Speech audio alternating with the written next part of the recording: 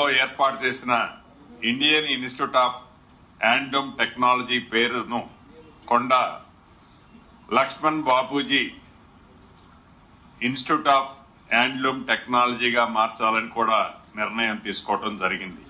ఈ ఏడాది మొదటి సంవత్సరం 60 మంది విద్యార్థులతో ఈ ఇన్స్టిట్యూషన్ స్టార్ట్ చేయటం కూడా జరిగిందని చెప్పడానికి సంతోషిస్తున్నాం.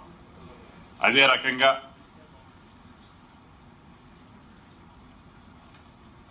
హైడ్రా సబ్జెక్ట్ వచ్చి హైడ్రాకి ఒక చట్టబద్ధతని ఈ కేబినెట్ లో కల్పించడం జరిగింది. హైడ్రా ముఖ్య ఉద్దేశం ఏదైతే ఉందో ఔటర్ రింగ్ రోడ్డుకి ఇన్నర్ లో ఉన్న కోర్ హైదరాబాద్ కి ఈ హైడ్రా అనేది చెరువులు కుంటలు ఏవైతే రిజర్వాయర్స్ ఉన్నాయో రిజర్వాయరు నాలాలు వీటన్నిటికీ ఎఫ్టీఎల్ బఫర్ జోన్ లో ఏవైతే స్ట్రక్చర్స్ ఉన్నాయో ఏవైతే గతంలో మున్సిపాలిటీలు కార్పొరేషన్లు వివిధ శాఖలకు సంబంధించిన అంశాలన్నిటిలో ఈ హైడ్రా పూర్తిగా వాటికి ఎన్నైతే హక్కులు ఉన్నాయో ఈ హైడ్రాకి ఈనాడు కేబినెట్ లో వాటన్నిటికీ సంబంధించిన అంశాలని హైడ్రాని ఇన్కార్పొరేట్ చేయటం జరిగింది. దీంట్లో ప్రధానంగా ఈ కోర్ అర్బన్ రీజన్ ఏదైతే ఉందో ఓఆర్ఆర్ కి ఇన్నర్ సైడ్ ఉన్న దాంట్లో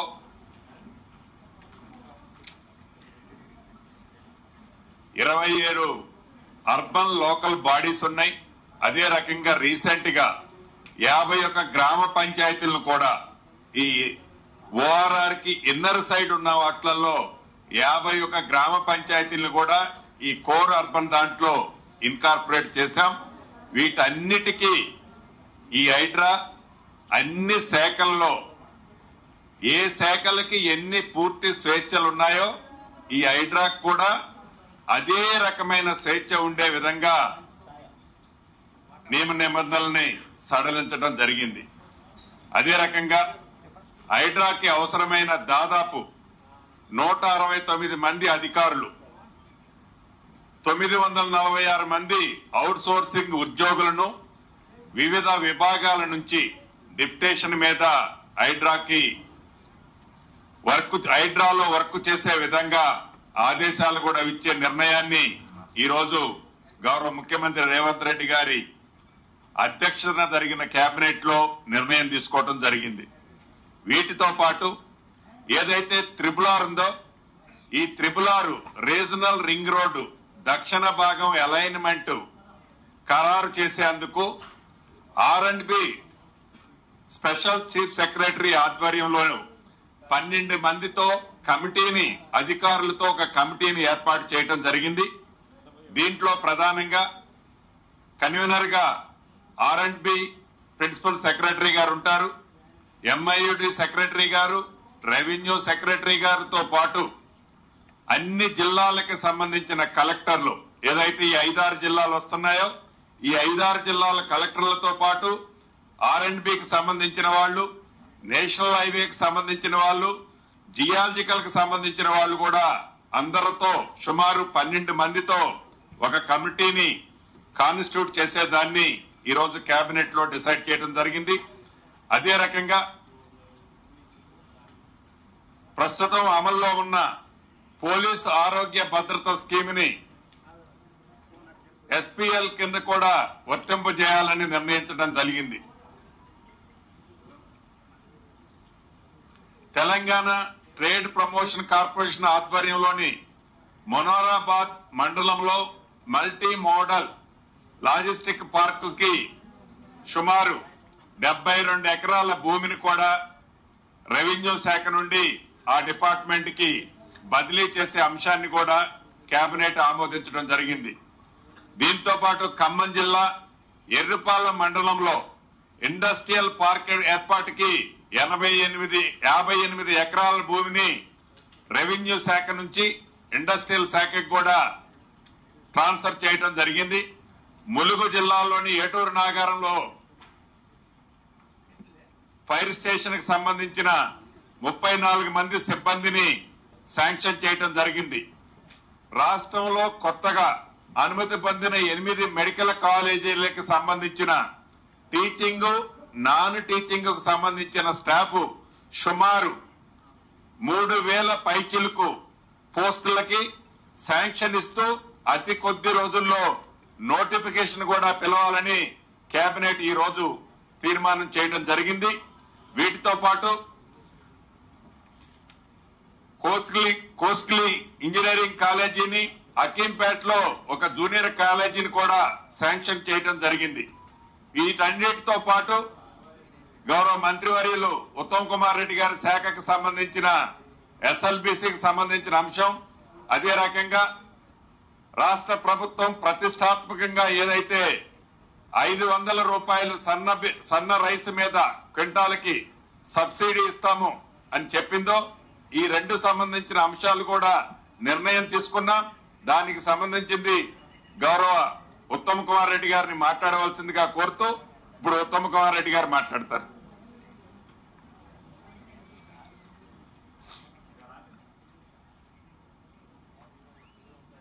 ఉమ్మడి నల్గొండ జిల్లాలో సుదీర్ఘ కాలం నుంచి అంటే 2005 నుంచి ఇప్పుడు 2024 20 ఏళ్ల పాటు 2 దశాబ్దాల పాటు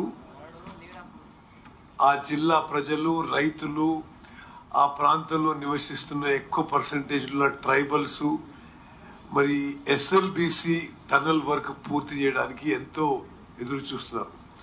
దీనికోసం ప్రియ మిత్రుడు కోమటిరెడ్డి వెంకటరెడ్డి గారు అసలు వాళ్ళు మొదటి నుంచి పోరాటం చేసి ఈ ప్రాజెక్టు మంజూరు చేయించడంలో, ఈ ప్రాజెక్టు ఎక్స్టెన్షన్ ఇప్పించడంలో, ఈ ప్రాజెక్టులో అన్ని విధాలుగా వారు కష్టపడ్డారు. మరి ఈరోజు నేను ఒక శుభవార్త మీ ముందు ఇస్తున్నాను. ఎస్ఎల్బీసీ టనల్ వర్క్స్ కి రివైజ్ ఎస్టిమేట్స్ గా 4637 కోట్ల రూపాయలు ఈ ప్రభుత్వం మంజూరు చేస్తూ మరి ఆ ఏజెన్సీ ఎవరైతే ఆ పని చేస్తున్నారో మరి వాళ్ళకి మేము 2 ఏళ్లలో పని పూర్తి చేయాలని చెప్పి వారికి డిమాండ్ చేయడం జరుగుతుంది, ఆదేశాలు ఇవ్వడం జరుగుతుంది.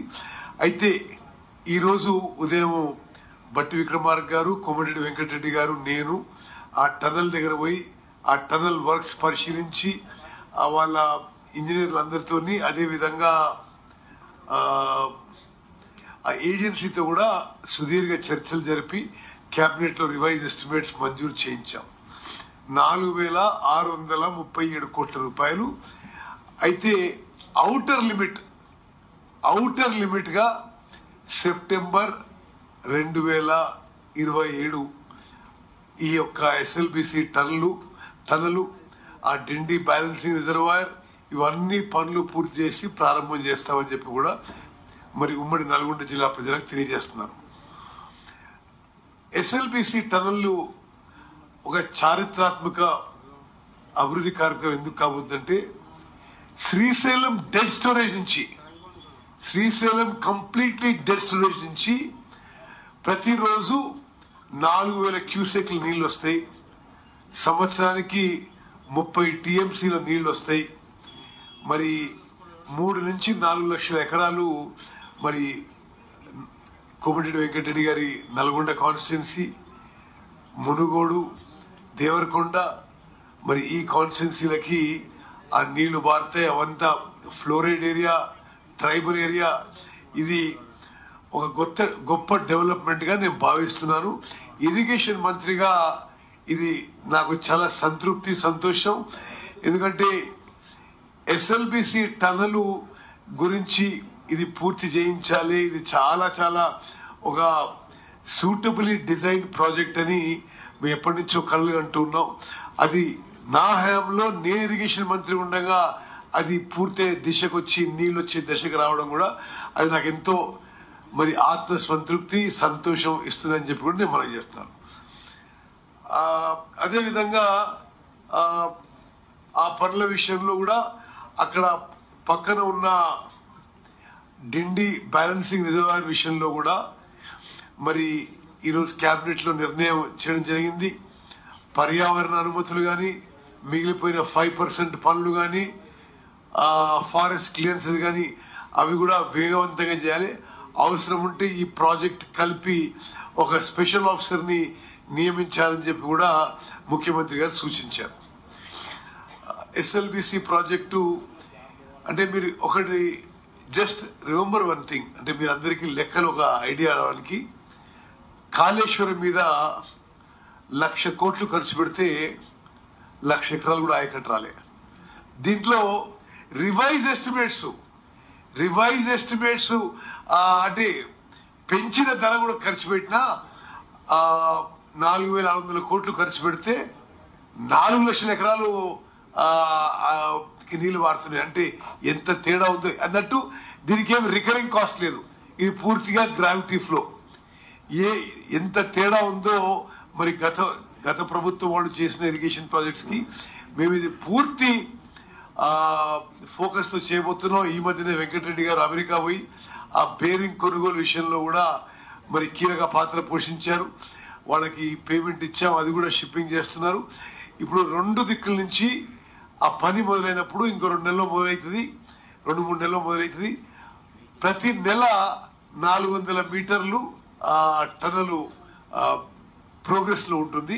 ఇప్పుడు మొత్తం 40 కిలోమీటర్లు, మిగిలింది 9.5 కిలోమీటర్లు.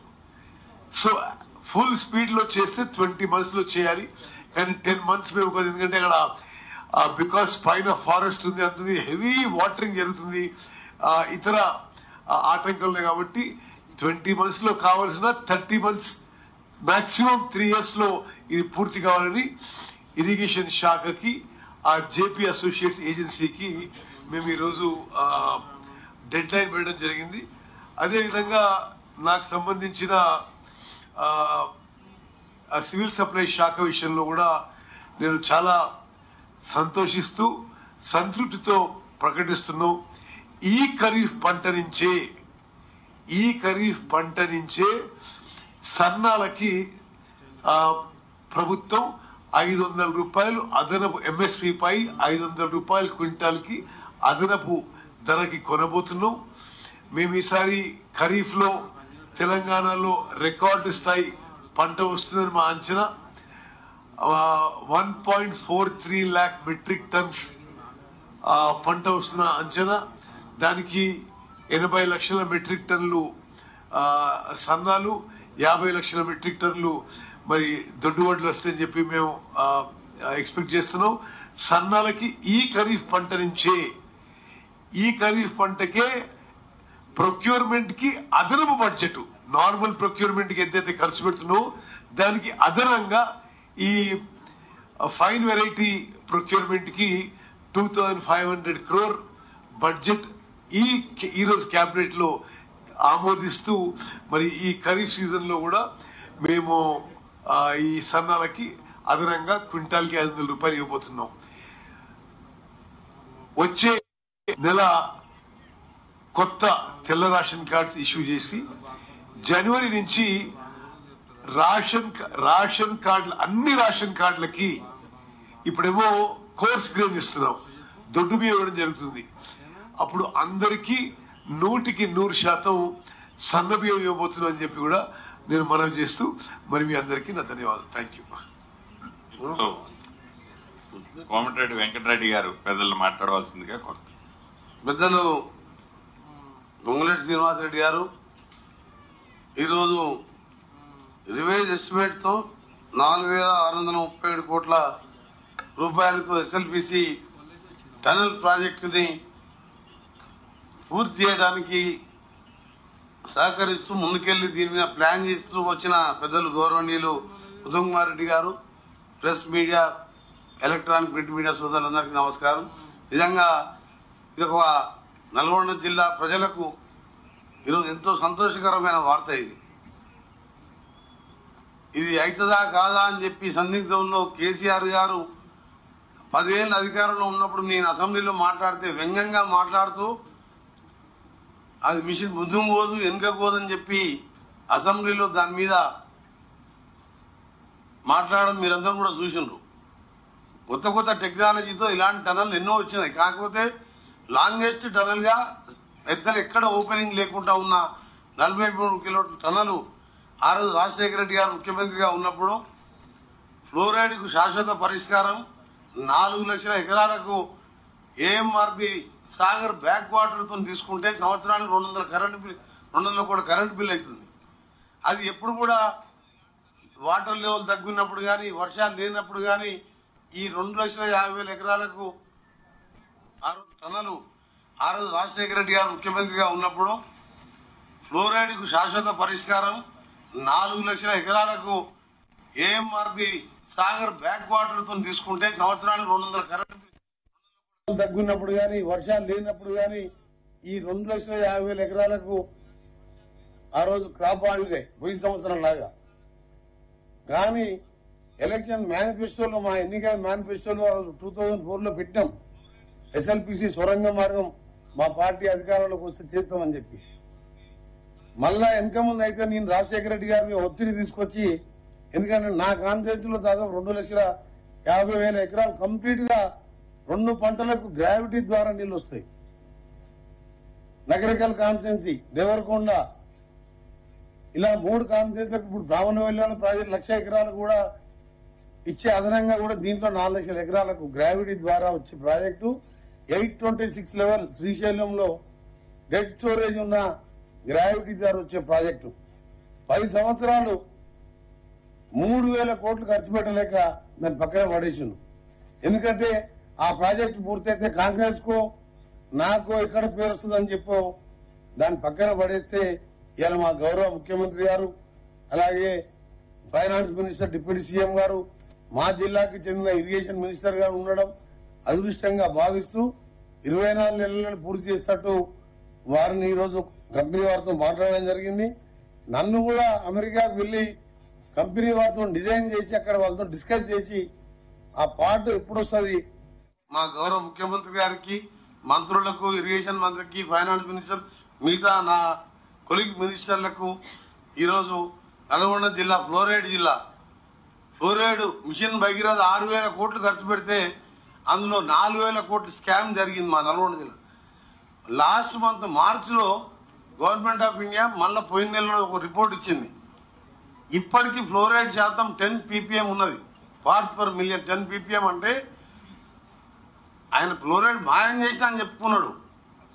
మాయం కాదు, ఇంకా పెరిగింది. ఇప్పుడు 2 సంవత్సరాల్లో రేపు ఈ ఫ్లోరైడ్ ఈ గ్రావిటీ ద్వారా వచ్చే టనల్ పూర్తయితే గ్రౌండ్ వాటర్ పెరిగి అప్పుడు ఫ్లోరైడ్ తో పాటు 4 లక్షల ఎకరాల నీళ్లు వస్తుంది. నిజంగా నా కోరిక కూడా నెరవేరుతుందని చెప్పి నాకు కూడా ఈరోజు చాలా సంతోషంగా, ముఖ్యంగా ఎందుకంటే ఇది అవుతుందా కాదని చెప్పి మా జిల్లా ప్రజలు ఉండే పొద్దున రివ్యూ చేసినప్పుడు వేలాది మందిగా వచ్చిండ్రు.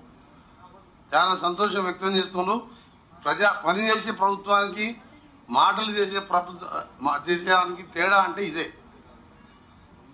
1,00,000 కోట్లు లిఫ్ట్ పెట్టి కమిషన్ల కోసం ఆయన కొట్లాడితే ఇవాళ ఒక 1,000 కోట్లు 2,000 కోట్లు అదనంగా పెట్టి 4 లక్షల ఎకరాలకు నీళ్లు ఇచ్చే ప్రభుత్వం అంటే రేవంత్ రెడ్డి గారి నాయకత్వంలో, ఉత్తమ్ గారి నాయకత్వంలో పాత ప్రాజెక్టులు వాళ్ళు వదిలిపెట్టి ఎక్కడ పూర్తి చేస్తే కాంగ్రెస్ పేరు వస్తాయని చెప్పి లిఫ్ట్ పెట్టి కమిషన్ తిన్నారు.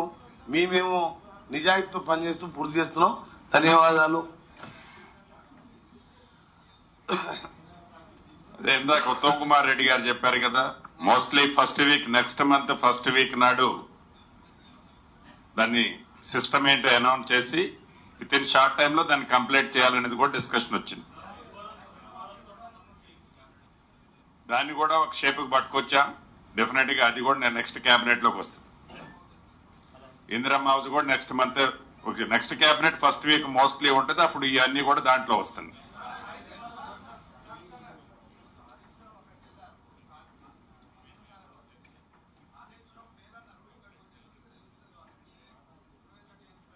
నర్సింగ్ ఒకటి ఇప్పుడు ఈ రోజు నేను డైవర్ట్ కాదలుచుకోలేదు. ఇప్పుడు మేము చెప్పిన హైలైట్ చేయండి, అది రేపు మాట్లాడదాం. Thank you. నర్సింగ్ ఇంకోటి గుర్తు చేసుకొని కూర్చున్నా.